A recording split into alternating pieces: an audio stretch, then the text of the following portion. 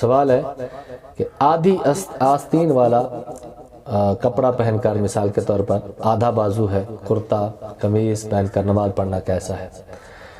مرد کے لیے اور حکم ہے اور خاتون اور عورت کے لیے الگ حکم ہے۔ مرد نے اگر ہاف بازو والی شرٹ پہنی ہوئی ہے اور اس سے پھر وہ نماز پڑھتا ہے، اس کا پہننے کا لباس ہی ایسا ہے، تو اس کے لیے یہ مکروہ تنزیہ، خلاف اولا، ناپسندیدہ، نامناسب کہا جا سکتا ہے، لیکن اس سے وہ نماز مکروہ تحریمی نہیں ہوگی اور نہ ہی اس کے لیے نماز مکروہ تحریمی کا حکم لگائیں گے، جبکہ اس کے پاس مزید کپڑے پورا لباس اس کے پاس موجود ہو۔ لیکن خاتون کے لیے، کیونکہ پورا جسم ہی اس کا چھپانا اس کے لیے فرض ہے، اس لیے اگر حتیٰ کہ بال، لٹکتے ہوئے بال بھی اگر اس کے ظاہر ہو رہے ہیں، یا دوپٹہ ایسا پہنا ہو جس سے بالوں کی صحیح چمک رہی ہے، تو اس کی نماز سرے سے شروع ہی نہیں ہوگی۔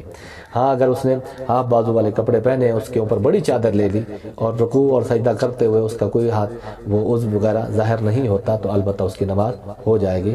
لیکن اس طرح کے چست کپڑے، پینٹ وغیرہ پہن کر نماز پڑھنا بھی یہ خطرے سے خالی نہیں ہے۔ شریعت مطالعہ اس کو بھی ناپسند سمجھتی ہے۔ کھلے صاف ستھرے اور کھلے کپڑے پہن کر جس میں جسم کی حایت اور اس کی اعضاء کی بناوٹ اس کو نظر نہ آتی ہو، پیچھے والے کھڑے ہونے والے کو یا دیگر کو، اس طرح کا لباس پہن کر نماز پڑھی جائے، تاکہ اللہ رب العزت کی بارگاہ میں مہذب طریقے سے اور اچھے طریقے سے کھڑے ہو کر نماز پڑھی جائے، کیونکہ اللہ رب العزت نے ارشاد فرمایا خذوا زینتکم عند کل مسجد، ہر نماز کے وقت کپڑے پہن لو۔ کیا مطلب ہے؟